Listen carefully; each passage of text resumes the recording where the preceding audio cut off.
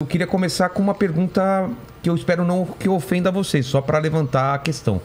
Jesus existiu de verdade ou não? Existem provas? Porque claro que a gente acredita, eu sou cristão, eu acredito em Jesus, acredito na Bíblia. Mas o que os historiadores, a ciência fala sobre isso? O que temos de provas? Essa é a parte mais fácil. Ah, é? É, porque o fato de Jesus existir, quando a gente fala em historiografia, prova é uma palavra um pouco complicada. Mas o que acontece? Quando você olha para os documentos que a gente tem, os documentos que a gente tem dão conta de existência de comunidades que criam em Jesus, que são contemporâneas dele. O que eu estou querendo dizer com isso? Você pega, por exemplo, os primeiros documentos que estão na Bíblia, os primeiros documentos em ordem de redação, que estão no Novo Testamento, melhor dizendo, são as cartas de Paulo. As cartas de Paulo, se você for pegar a primeira de todas, tem uma discussão se é a primeira Tessalonicense, se é Gálatas, mas assim, pessoal mais crítico, historiador mesmo, geralmente vai com 1 Tessalonicenses. E aí 1 Tessalonicenses, esse pessoal geralmente data do início da década de 40 da nossa era, da era cristã, da era comum.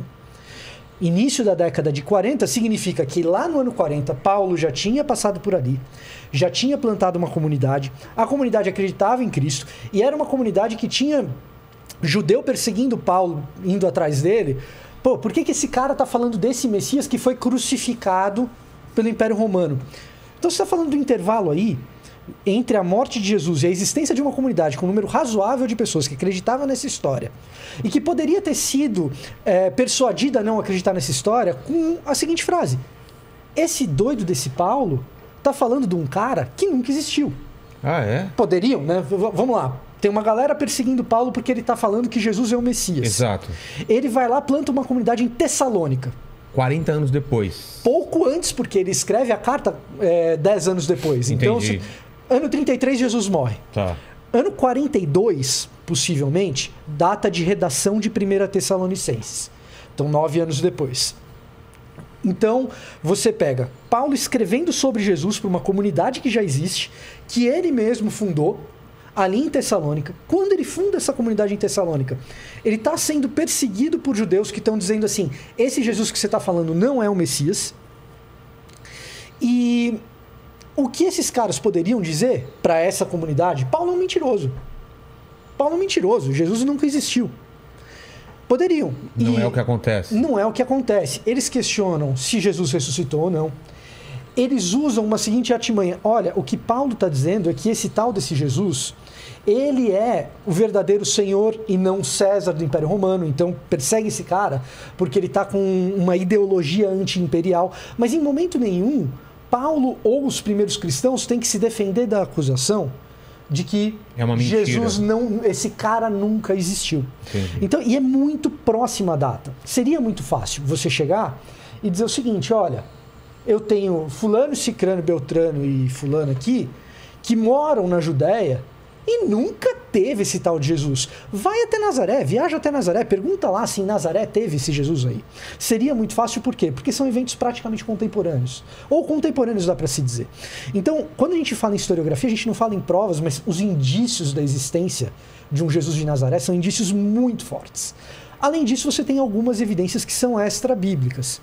Você tem duas menções, por exemplo, em Flávio Josefo. Uma delas é contestável, uma delas aparentemente é posteriormente editada, mas você tem pelo menos uma em Flávio Josefo, que é um historiador. Aquela que ele começa falando assim: ouvia-se falar de um Jesus, um homem chamado Jesus, e assim, e vamos dizer que ele não era um homem, né? É como se assim, um historiador como Flávio Josefo, declarando que Jesus era um Deus. Isso. Então isso mostra que aquela escrita deve ter sido editada do Flávio Josefo, né? Possivelmente foi.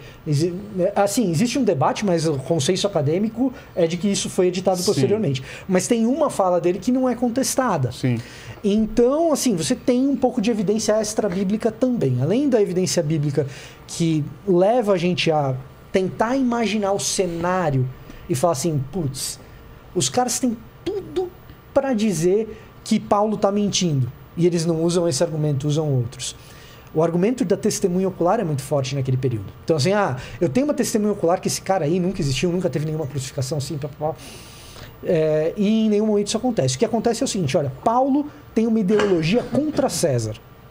Então, persegue esse cara. E ele sai fugido de Tessalônica por causa disso. Entendi. Então, assim, quando a gente fala da existência de Jesus, por causa disso, por causa desses elementos, quando a gente fala de existência de Jesus, isso é consenso acadêmico. Historiador, ateu, independentemente de religião. Se você vai na SBL, Sociedade de Literatura Bíblica, que é a maior organização de acadêmicos dessa área, tem historiador, tem arqueólogo, tem teólogo também. Você vai lá e fala a respeito da existência de Jesus, todo mundo concorda.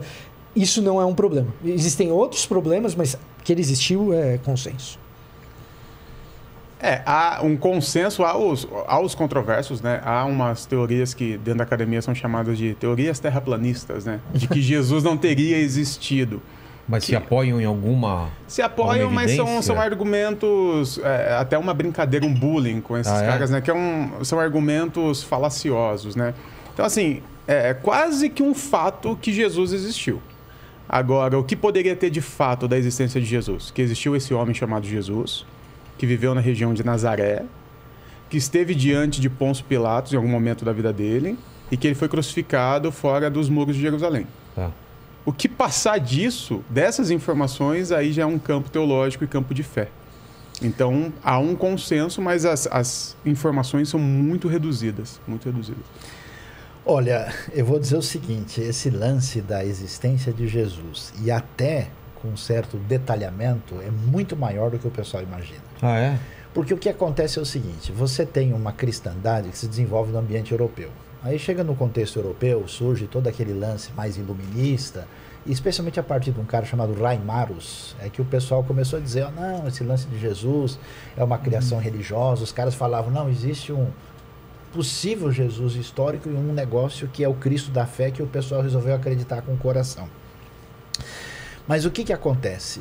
Essa galera levantou essas ideias com dois sentimentos no coração. Uma era profundamente antijudaica, para ser mais direto, antissemita. E, em segundo lugar, não tinha arqueologia. A arqueologia surgiu ontem. Só começa no século XIX. Então, os caras, falando literalmente, estavam viajando na maionese, ou talvez no ketchup com mostarda, né? E aí... Viajando na uma coisa da época. Exatamente, não tem. Então, o que aconteceu? Quando a coisa caminhou, o pessoal não só tem essa citação do Flávio Josefo, que quando você pensa em precisão detalhista, tudo bem, você pode dizer essa coisa talvez sofreu algum... Mas assim, está constatando que existiu um indivíduo chamado Jesus. Você tem um cara que era totalmente anticristão chamado Luciano de Samota. Ele menciona Jesus. Ah, é?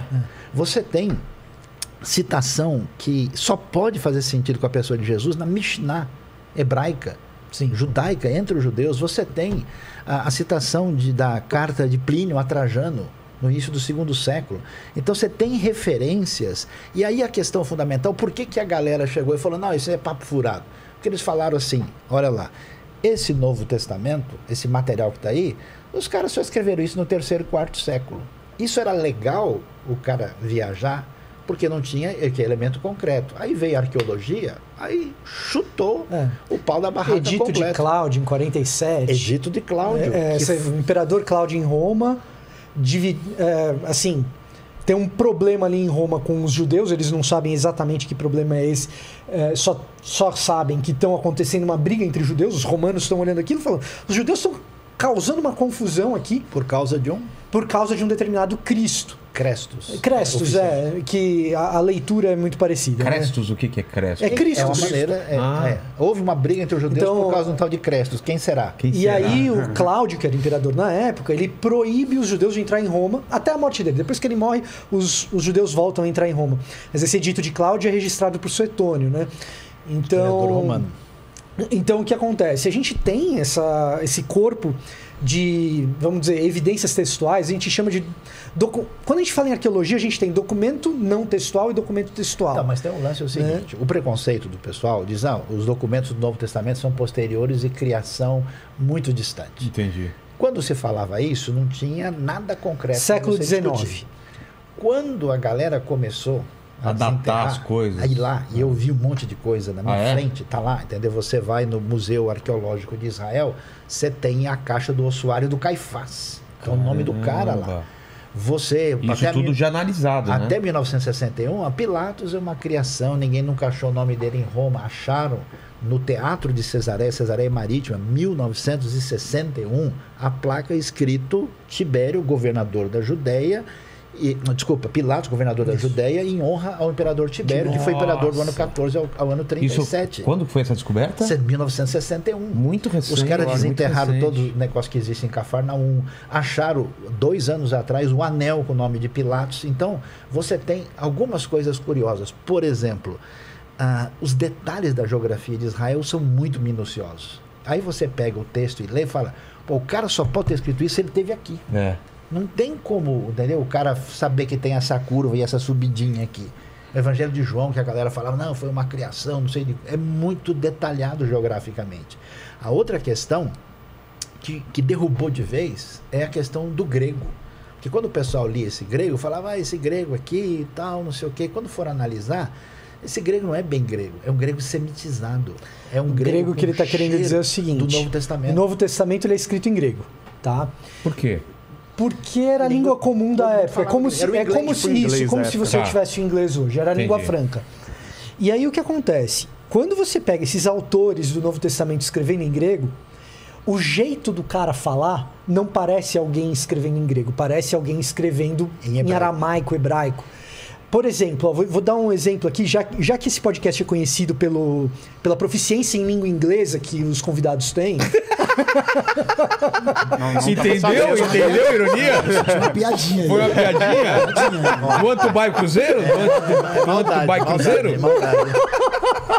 Não sei se esse pecado tem perdão, hein? Cara. Perdão aos envolvidos perdão.